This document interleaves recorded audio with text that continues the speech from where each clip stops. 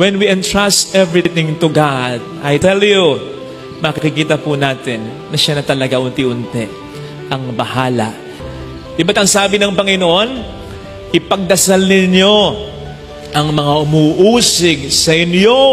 Palagay ko ang sense nito ay hindi lamang yung mahalin natin, maging yung kaaway natin, mahalin natin ang kapwa natin.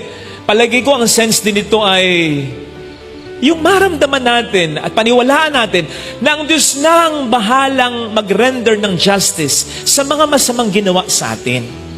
Kasi po pwede natin sabihin, ano, ganun lang yun? Ganun lang ba yun, Panginoon? Palagay ko hindi lang ganun yun. Kasi lalong-lalo na kapag napakatindi ng ginawa sa'yo, kung naman ay mabuting tao, wala ka naman inargabyado, sa palagay ko lang masama na gumawa ng masama. Pero mas masamang gumawa ng masama sa taong walang ginagawang masama.